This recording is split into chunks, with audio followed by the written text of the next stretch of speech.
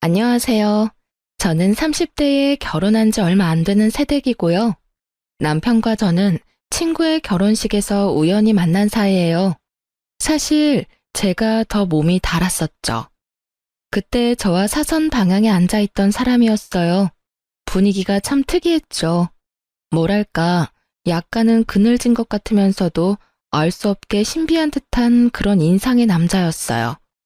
그 사람에게서 눈길을 뗄 수가 없더라니까요.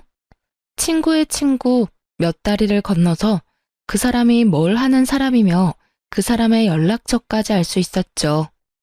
알고 보니 그 사람은 명문대를 나와서 현재 공무원 5급 공채 시험을 준비 중인 사람이더라고요.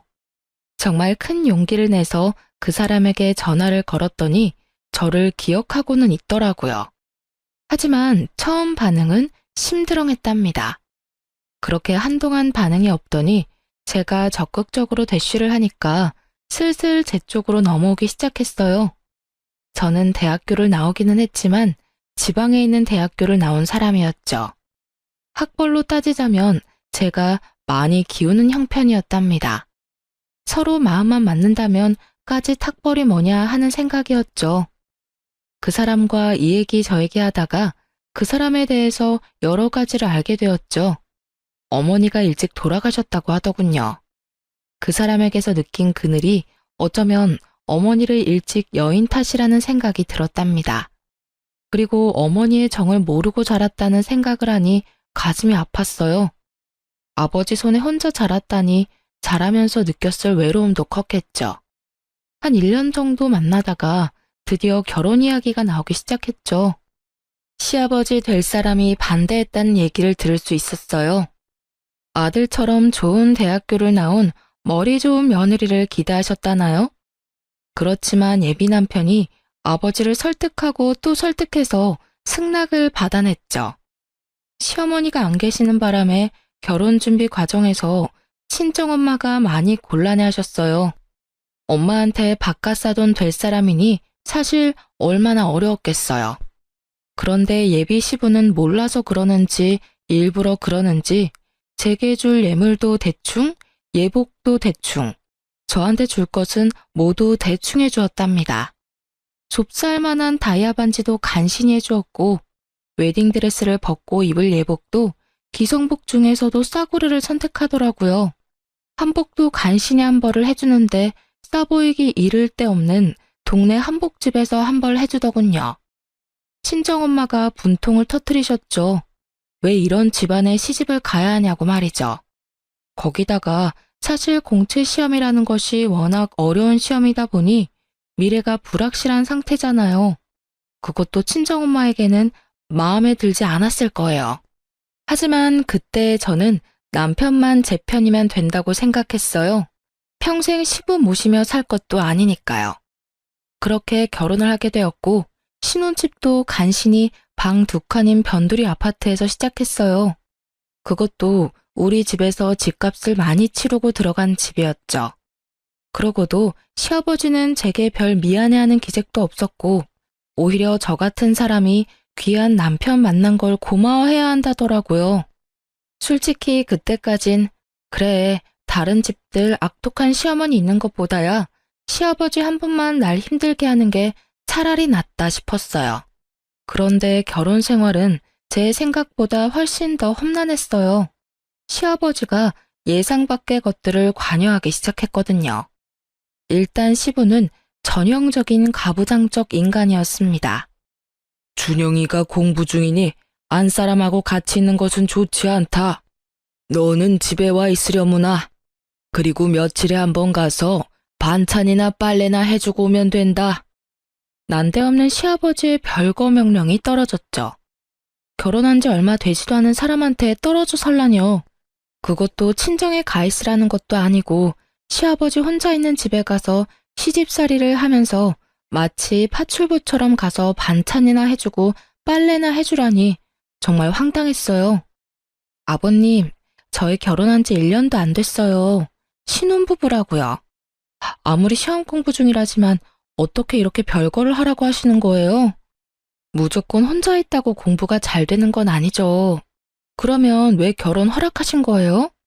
차라리 시험에 붙고 결혼하라고 하셨어야죠. 제가 시집으로 들어갈 기미가 보이지 않자 결국 시아버지는 남편을 데리고 집으로 들어가 버리셨어요. 가잔다고 따라간 남편 또한 한심하다는 생각이 들더군요. 남편과 시아버지 둘 다 들으라고 가서 또박또박 제 의견을 말했어요. 아버님, 시험 공부 중요한 거 저도 알아요. 하지만 주변 상황이 정리되어야 시험 공부도 잘 되는 거잖아요. 제가 집에 혼자 있으니 이 사람 마음이 아무래도 편하지 않을 거고, 또 아버님이 귀한 아들 내조하실 거 아니잖아요. 오히려 준영 씨가 아버님 뒷바라지를 하게 될 것 같은데요. 저하고 있을 때보다 따로 있는 게 더 시험 공부에 지장을 주게 되는 거죠. 그런데 다음 순간에 정말 상황에 어울리지 않는 생뚱맞은 소리가 들려왔어요. 무언가 깨지는 소리가 날카롭게 공기를 찢었죠. 시아버지가 제가 하는 말을 버릇없는 말대꾸라고 생각했고 그 분을 이기지 못해서 사기 재질로 되어 있는 잿더리를 벽에다 던진 것이었어요. 잿더리가 산산조각이 나서 사방에 흩어졌죠. 아버님, 저희가 기왕 결혼을 한 이상 아무리 부모님이라 해도 이러실 권리가 없으신 거예요. 그걸 왜 모르세요? 그리고 아버님, 사람을 향해서 던지지는 않으셨다고 해도 이건 엄연히 폭력이에요. 어떻게 맞이한 지 1년도 안 되는 며느리 앞에서 이런 충격적인 모습까지 보여주세요? 남편이 제 입을 막고 끌다시피 밖으로 데리고 나오더라고요. 내 말 틀린 거 하나도 없잖아. 그리고 준영 씨도 그래. 어떻게 새신랑이 오란다고 그렇게 홀딱 가버려? 집에 새 신부 혼자 놔두고 말이야. 귀를 막고 한번 물어봐. 세상 천지에 시아버지 집에 들어와 사는 며느리가 어딨어. 그것도 단 둘이. 당신은 이게 경우에 맞는 요구라고 생각해? 남편이 싹싹 빌다시피 제게 사정을 하더라고요. 아버지가 원래 가부장적인 분이야. 자라면서 아버지 뜻을 거역해 본 적이 없어. 어머니도 살아생전에 아버지 의견 반대하는 건 거의 본 적이 없고. 당신이 이해해, 응? 참나, 뭐 이런 경우가 다 있나요? 아니, 가부장적이면 그 요구가 아무리 불합리해도 다 들어야 한다는 건가요? 저는 남편의 이런 해명이 더 이해가 안 가더라고요. 그래서 저는 남편더러 시험 공부 뒷바라지 제가 제대로 할 테니 집으로 돌아가든지 여기 눌러 앉아서 다시는 저를 볼 생각을 말든지 둘 중에 하나를 택하라고 했어요. 그리고 이런 뜻을 시아버지에게도 분명히 전했죠. 신혼 초부터 별거 하느니 차라리 헤어지겠다고. 시아버지에게 대들고 대들어서 남편을 집으로 데리고 가는데 성공했어요. 첫 번째 라운드는 제 승리로 끝난 것이었죠. 가면서 시아버지한테 본의 아니게 말대꾸를 하게 되어서 죄송하지만 이렇게 하는 것이 순리이니 아버님께서 이해해 주시길 바란다고 진심을 담아 말했어요. 시아버지가 아무 말도 못하더군요. 제 성격이 원래 이렇게 도리가 아니거나 좀 불이한 것을 보면 못 견디는 성격이거든요. 이런 제 성격과 시아버지의 가부장적인 성격이 충돌해서 시아버지와 저 사이에 대립은 자주 일어났죠. 거기다가 자식에 대한 긍지가 너무 지나친 사람이었어요. 저희 집에 자주 와서 둘러보고는 이건 이래라 저건 저래라 하는데 이건 뭐 시어머니보다 더하더라고요. 시아버지 시집살이가 더 맵다라는 말이 떠오를 수밖에 없었죠. 반찬이 이게 뭐냐? 네 남편이 무슨 소냐? 불밭이 따로 없구나. 이래가지고 체력이 필요한 시험 공부를 제대로 할 수나 있겠니? 우리 집 반찬까지 가지고 트집을 잡는 것이었죠. 사실 지금 상황에 제가 작은 회사에 다니면서 버는 돈으로만 두 식구가 살림을 하고 있는 중이었어요. 그다지 넉넉할 리가 없었죠. 돼지고기는 기름기도 많고 건강에 좋지 않다. 공부하느라고 앉아있는 애한테 먹일 만한 음식이 아니야. 고기를 먹이더라도 소고기를 먹여라. 하루에 한 끼는 소고기로 단백질 섭취를 시켜줘야 해. 소고기 좋은 거 누가 모르냐고요. 하지만 당신 아들이 아직 수험생인데 무슨 돈으로 하루에 한 번을 꼭 소고기를 먹일 수가 있겠어요? 솔직히 가장이 수험생인 것도 감당하기 힘든데 저 나름대로 식재료를 신경 써서 식사 준비를 했단 말이죠. 수중에 있는 돈을 고려해서 건강한 식재료 찾는 게 어디 쉬운 일인가요? 그런 일에까지 참견하는 시아버지가 참 경우 없다 싶더군요. 이렇게 시아버지와 제가 사사건건 대립하던 중 드디어 남편이 시험에 합격했어요. 정말 눈물이 날 만큼 기뻤답니다. 시아버지도 뛸 듯이 기뻐했죠. 시아버지가 그렇게 기뻐하는 모습을 보니 같이 좋은 게 아니라 수험생 시절에도 그렇게 아들 하나 가지고 유세를 떨더니 이제는 더 심해지겠구나 싶은 생각이 자꾸 들어서 마냥 좋아할 수만은 없겠더라고요. 어쨌든 남편이 연수를 마치고 발령을 받아 꽤 많은 연봉을 받게 되었죠. 이제는 제가 버는 적은 돈을 가지고 이리저리 머리를 써서 쪼개 쓰지 않아도 된다는 생각을 하니 흐뭇했답니다. 친정엄마도 정말 좋아해 주셨어요. 그런데 기쁜 것도 잠시 또 시아버지가 제 화를 돋우는 요구를 하더라고요. 네 남편의 오늘날이 있기까지는 내가 키우면서 제대로 교육을 시켰기 때문이야. 그러니 네 남편이 버는 돈은 모두 나한테 보내라. 내가 알아서 적금도 부어주고 내 생활비도 쓰고 할 테니 말이다. 네 남편이 번 돈은 내가 관리하겠다는 말이다. 알아들었겠지? 아니, 마누라가 시퍼렇게 눈을 뜨고 살아있는데 왜 시아버지가 남편의 월급을 관리한단 말인가요?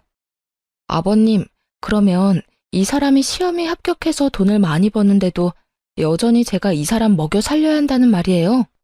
저 그동안 할 만큼 했어요. 당연히 결혼을 했으면 자기 가정은 자기 힘으로 꾸려나가야죠. 이제 충분히 그럴 능력도 되고요. 너 같은 처지에 네 남편 같은 사람을 만났으면 그걸로 고마운 것을 알아야지. 같이 살아주는 것만 해도 고마운 일이란 말이다. 그거 말고 뭘 더 네 남편한테 바라는 거냐? 평생을 키운 나하고 이제 겨우 2년 남짓 뒷바라지한 너하고 설마 비교를 하겠다는 것은 아니겠지? 정말 할 말을 잃겠더라고요. 듣는데 혈압이 오르는 건 둘째치고 세상에 이런 부모님도 다 있구나 싶었어요. 궤변도 이런 궤변이 없겠더라고요. 아버님, 제가 2년밖에 뒷바라지 하지 않았지만 이 사람과 저는 함께 새 가정을 꾸렸어요. 죄송하지만 아버님은 저희를 응원해 주셔야죠. 이 가정에 아버님이 여전히 속해 있다는 생각은 버리셔야죠. 안 그런가요? 또 불같이 화를 내더라고요. 뭔가 손에 잡히면 또 집어던질 기세였어요. 제가 고분고분 말을 듣지 않으니까 아들과 직접 이야기하겠다고 하는 거였죠. 결론이 나지 않는 시아버지와 저의 대립. 정말 생각하면 생각할수록 골치가 지끈거리더라고요. 오죽하면 온라인 게시판에 글을 다 썼다니까요. 시아버지 시집살이 혹시 경험하신 분 계시나요? 시아버지가 남편을 평생 교육시켰으니 벌어오는 돈은 다 시아버지한테 가지고 오라는데 이게 말이 되는 건가요? 게시판에 댓글이 주르르 달렸어요. 당연히 다 말이 안 된다는 거였죠. 다만 특별히 하는 일이 없다면 생활비는 드릴 수 있겠지만 결혼한 아들의 수입 관리를 아버지가 다 한다는 것에는 모두들 기가 막혀 하더라고요. 이런 굵직굵직한 싸움거리뿐만 아니라 제 신경을 긁는 사소한 요구도 많았죠. 일주일에 2번은 집에 와서 저녁을 차려라. 언제 친구들이 집에 오기로 했으니 와서 술상을 차려라. 그것도 하루 이틀 시간도 주지 않고 직전에 연락해서는 제게 명령조로 말하더라고요. 남편과 또 말싸움이 벌어지고 말았죠. 아버님 혼자 계시고 큰 수입이 있는 것도 아니니까 생활비는 드릴 수 있지. 그치만 당신 월급 전부를 관리하겠다는 건 절대 안 되는 말이지. 내가 걱정돼서 미리 말하는 거지만 몰래 몽땅 아버지한테 갖다 드리기만 해봐. 진짜 가만 못 있으니까. 제발 날 이상한 사람으로 만들지 말고 당신도 제대로 된 의견을 좀 보여봐. 아버님도 당신이 가만히 있으니까 더 당당하게 요구하잖아. 결국 친정엄마한테까지 얘기를 했죠.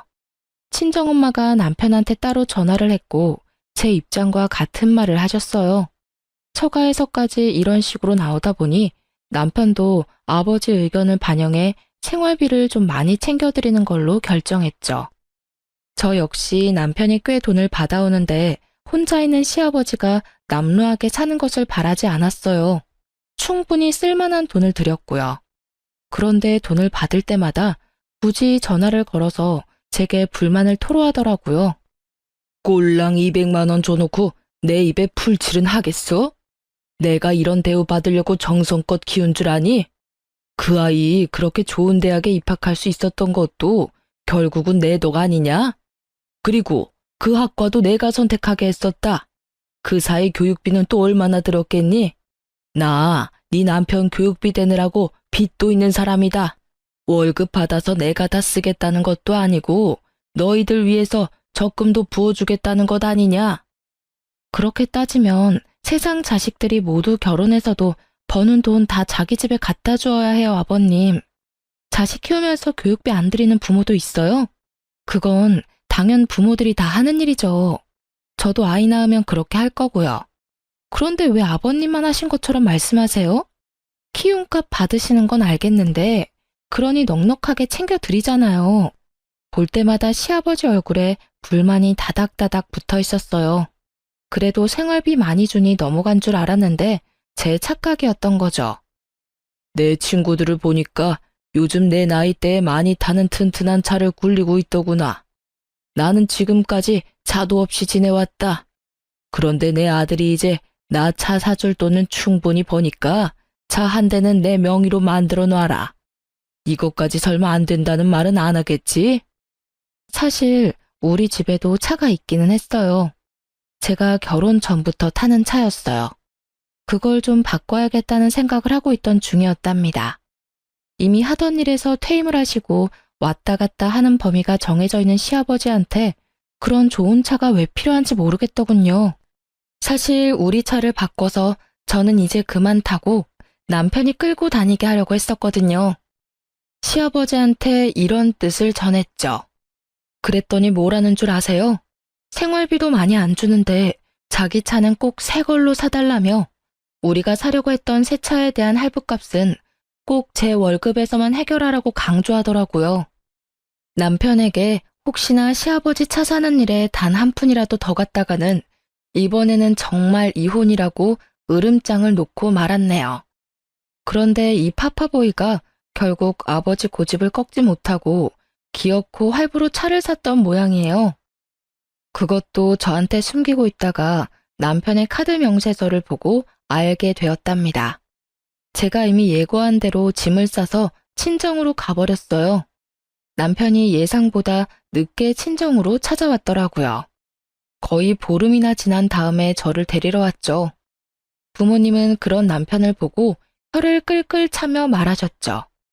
직업이 좋을지 모르나 이리 보나 저리 보나 참 마음에 안 드는 사위라고 말이죠. 결국 시부차는 저질러 놨으니 저희 차를 미루기로 했네요. 남편이 자신은 굳이 차가 필요하지 않다고 알아서 뒤로 빠졌어요. 시아버지와 저의 싸움을 좀 줄여보자는 생각에서였겠죠.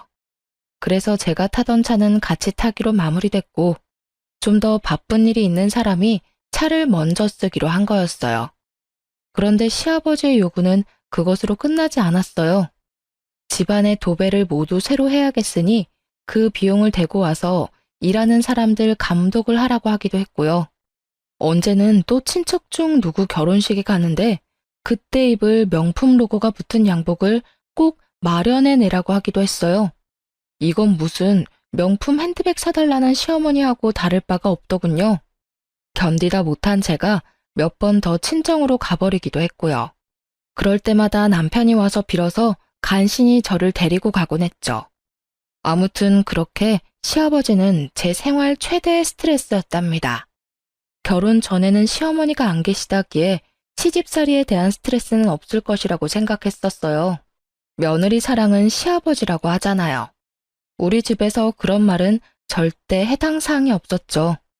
그러던 어느 날 제 퇴근길이었답니다.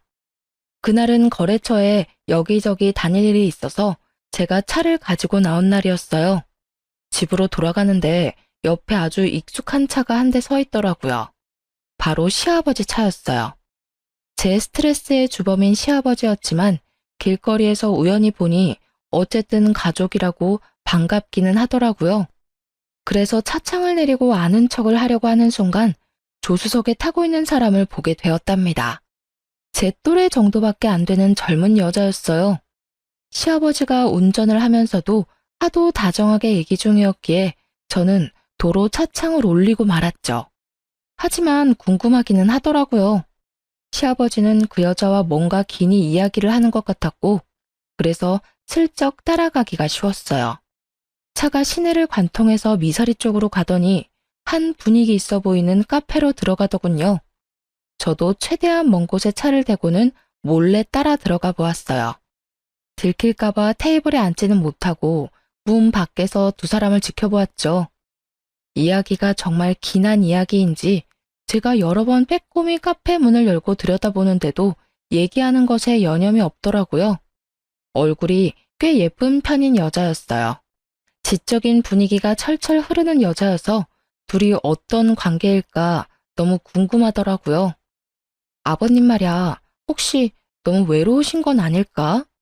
나 오늘 길거리에서 아버님 차에 젊은 여자가 같이 탄 거 봤어.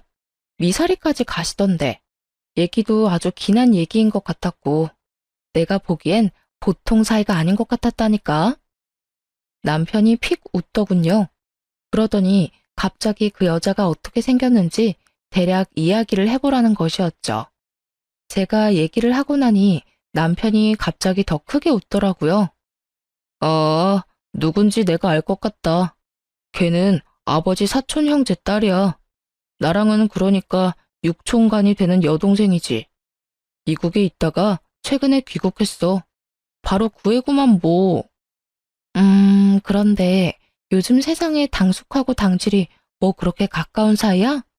그렇게 기니 나눌 말이 뭐가 있어. 아무튼 여자의 정체가 제가 생각하던 그런 것은 아닌 모양이었어요. 그런데 그 여자는 그 이후에도 시아버지 옆에서 자주 눈에 띄게 보이더라고요. 심지어 시집에서 그 여자를 본 적도 있었죠. 요즘 세상에 당숙과 당질이 뭘 그렇게 자주 만날 일이 있냐고 남편에게 다시 물었어요. 아, 그건 걔가 한국에 들어와서 사업 하나를 구상하고 있나 봐. 커피 전문점을 하나 열고 싶어 한대. 그런데 아버지는 이미 돌아가셨고 사실 의논할 사람이 우리 아버지밖에 없나 봐. 아버지가 젊은 시절에 걔네 아버지 되는 당숙한테 신세진 적도 있었고 최근에 귀국해서 한국 물정을 잘 모르기도 해서 도와줘야 되거든. 뭐 그런 사정이라니 그런가 보다 했어요. 그러니까 저한테 육촌 시누이가 되는 사람이었죠. 남편보다 손 아래라고 했어요.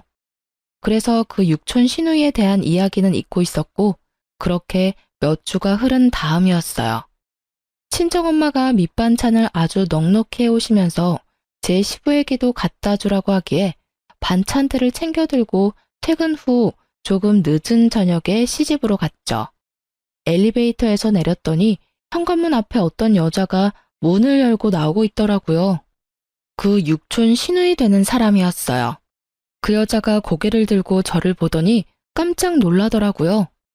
안녕하세요. 말씀만 들었지 인사는 처음이네요. 제가 아마 옳게 되는 입장일 거예요. 그렇게 말씀 들었어요. 안녕하세요. 저도 말씀 많이 들었어요. 다음에 뵐게요. 제가 지금은 바쁜 일이 좀 있어서. 뭐 그리 놀랄 일이 있었던지 어딜 빨리 가봐야 한다며 도망치듯 그 자리를 벗어나더라고요. 그런데 너무 서둘다 보니 핸드백이 도어락 손잡이에 걸리면서 바닥에 뭔가가 떨어지더군요. 집어들고 보니 가방 장식품이었어요. 비싸 보이는 물건이라 꼭 전해줘야겠다고 생각하고 아래층으로 따라 내려갔죠. 찰나의 순간이라 아직 멀리 못 갔을 거라 생각했는데 쉽게 보이지 않더라고요.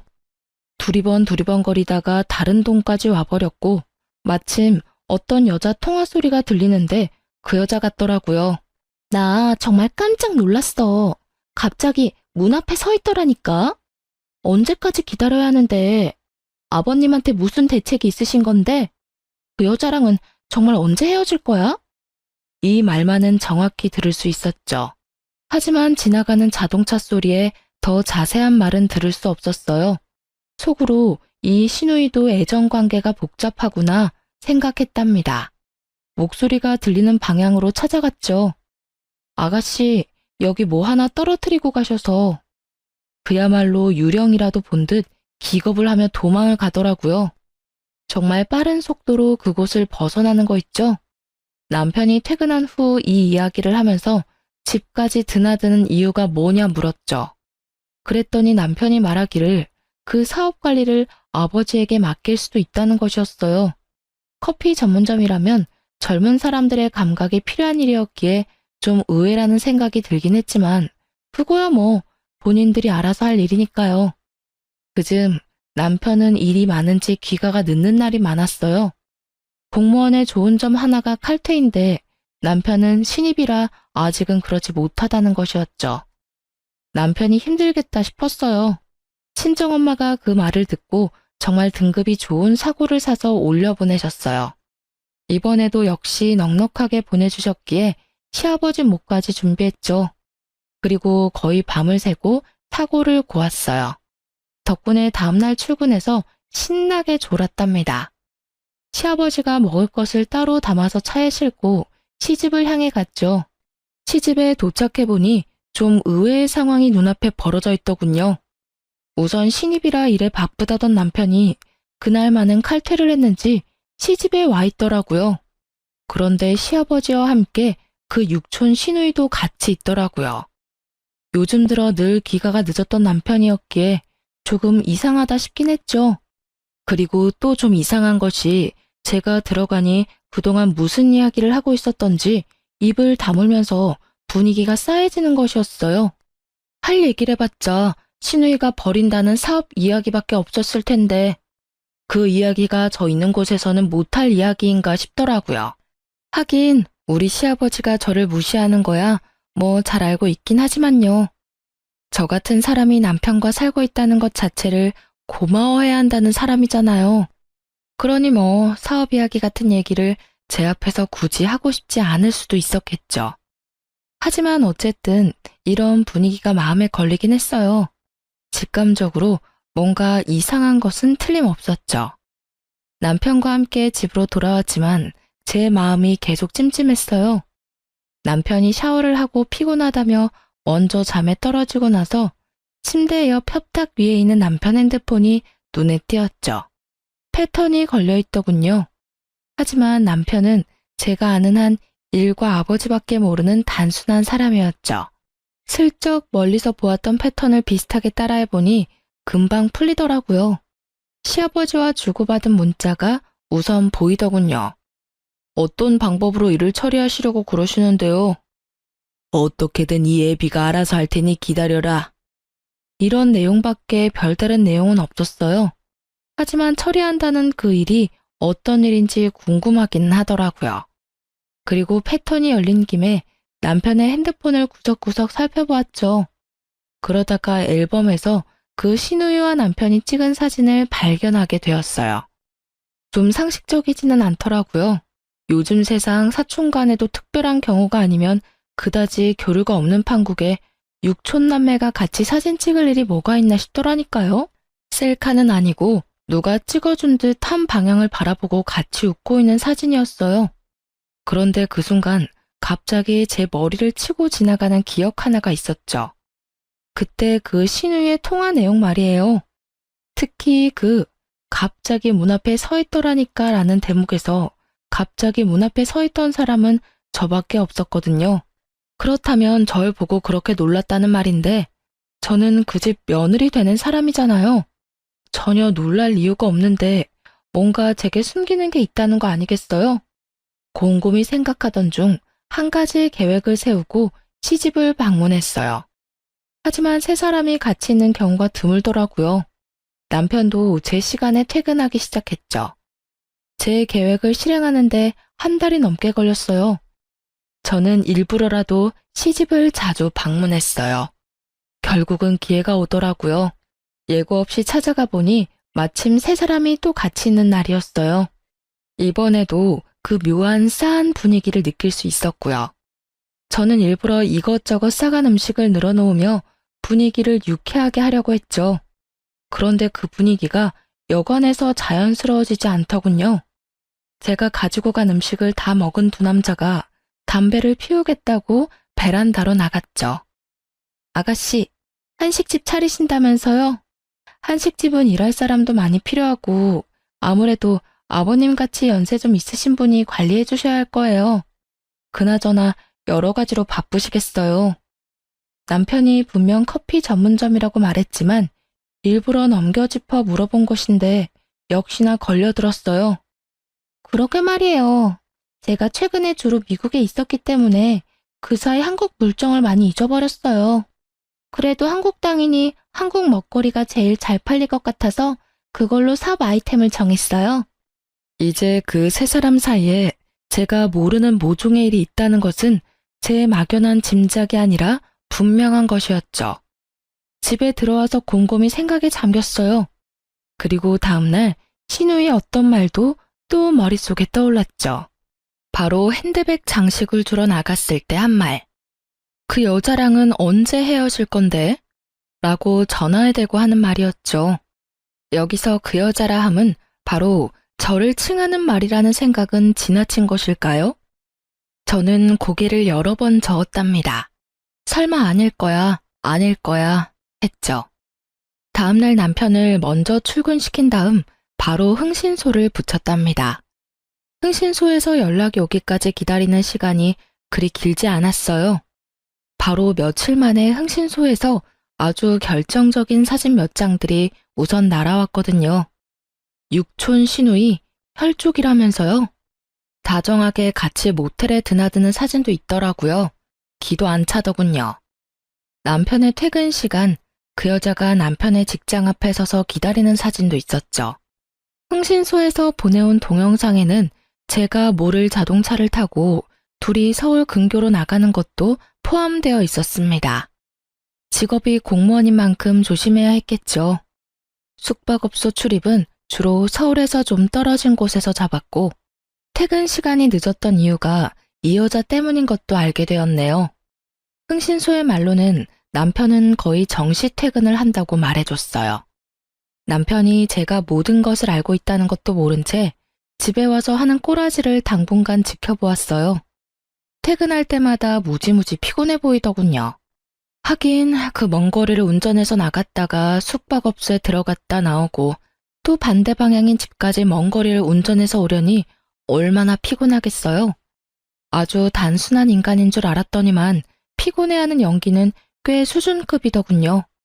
이후에 보내오는 사진들도 가관이었어요. 커플 모자에 커플티를 착용한 사진부터 시작해서 놀이공원에서 아이들처럼 천진하게 뛰노는 사진까지 별별 사진이 다 있더라니까요. 둘이 불륜관계라는 것은 이제 분명했죠. 그리고 당연히 육촌 시누이라는 것도 거짓말이었을 테고요. 하지만 한 가지 여전히 해결되지 않는 것이 있었어요. 바로 시아버지가 이 일에 어떻게 관련되어 있는지를 모르겠더라고요.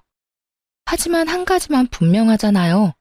적어도 시아버지가 둘의 관계를 미리 알고 있었거나 알고 난 후에 묵인했다는 것이었죠. 모든 증거를 확보하고 남편에게 직접 물었습니다.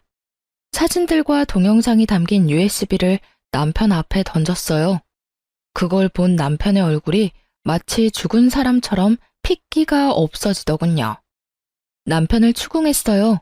우선 얼마나 된 사이인지를 물었죠. 한동안 입을 다물고 있던 남편이 전부 포기한 듯 털어놓기 시작하더군요. 그 여잔 내가 대학교 때부터 좋아한 내 첫사랑이야. 잠시 사정이 있어서 헤어져 있다가 최근에 다시 만난 사이야. 정말 기가 막히더군요. 길거리에서 만나서 잠깐 즐긴 것이라고 하면 차라리 이것보단 나을 것 같았어요. 그런데 10년이 넘도록 간직해온 첫사랑이라뇨. 그렇게 첫사랑을 못 잊으면서 왜 저하고 결혼했냐고 따졌죠. 그랬더니 망설이면서 한다는 말이 더 가관이었어요. 제가 먼저 접근해왔지만 사실 저에 대해서 큰 관심은 없었다고 하더라고요. 그런데 친구들을 통해서 아름아름 알아보니 우리 친정이 잘 산다는 걸 듣게 되고 아버지와 의논해서 결혼을 결정했다고 말이에요.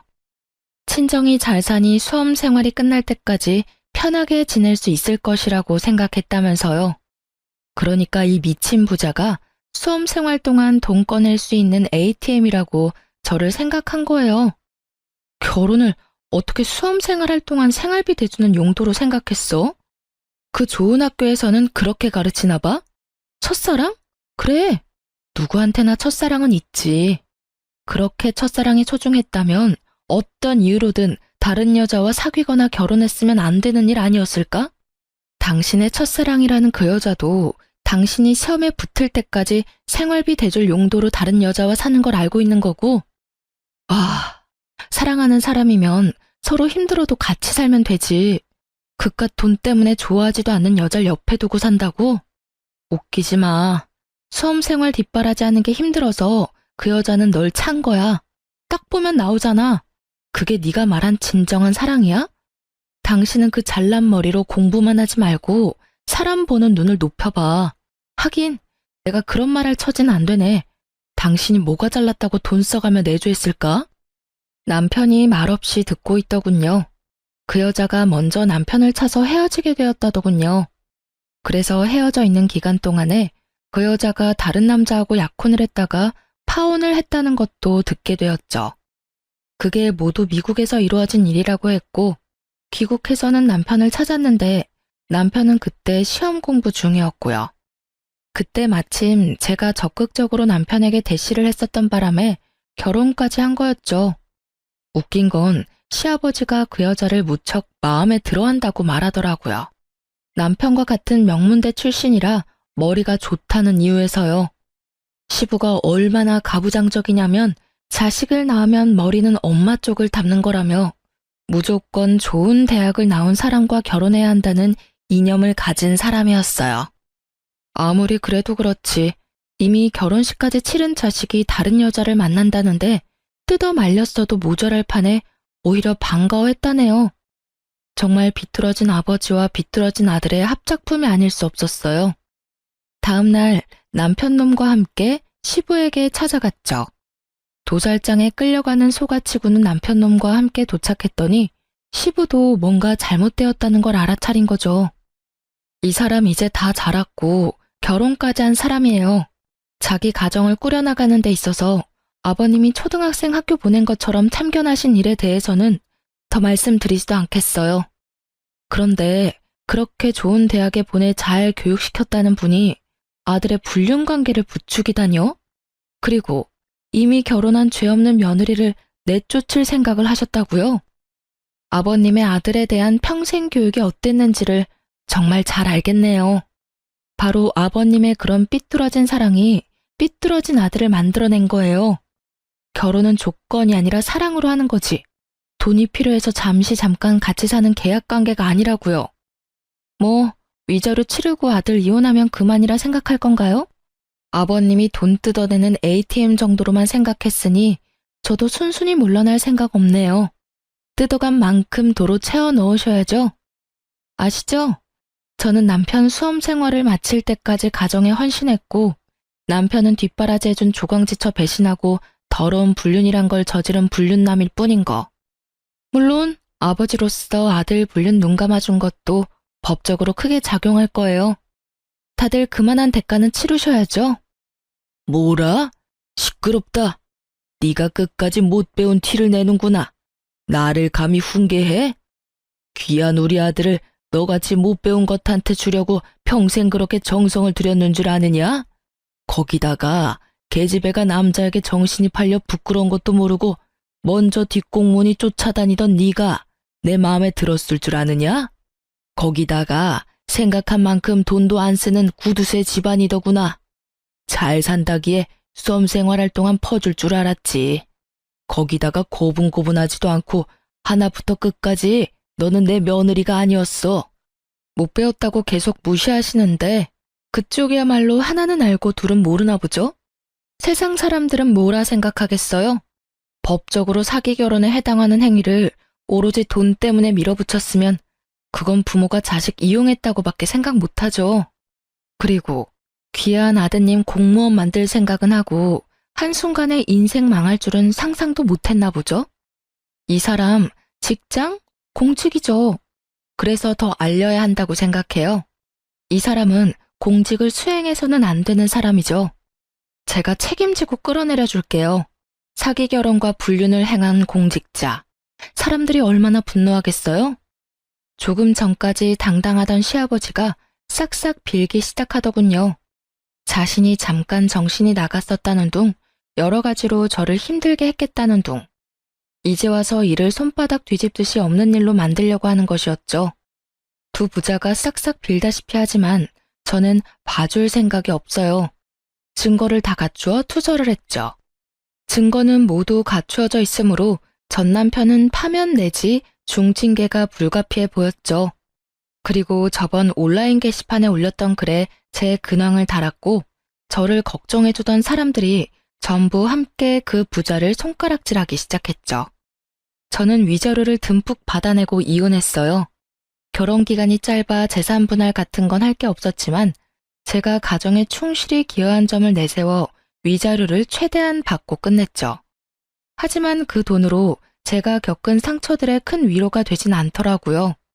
물론 상간녀에게도 소송으로 승소의 위자료를 받긴 받았는데 끝까지 진심이 담긴 사과를 듣진 못했거든요. 제 이야기를 들은 여러분이 조금 답답하셨을지도 모르겠네요. 남편을 너무 좋아했던 게 죄였나 싶기도 하고. 큰 상처를 남기고 간 결혼이라 스스로 자책도 많이 했는데요. 하지만 사기친 놈이 잘못한 거지 사기 당한 사람이 잘못한 건 아니잖아요. 그리고 세상에 이런저런 부모 많다지만 이런 식으로 팔자 한번 펴보려고 자식 장사하는 부모를 처음 겪어봐서인지 솔직히 이제 결혼이란 게 너무 두렵네요. 제대로 된 집안에 시집 가려는 게 그렇게 큰 욕심인가 싶네요. 지금까지 제 결혼 생활에 대해 말씀드렸어요. 짧게나마 많은 위로와 응원 부탁드립니다. 감사합니다.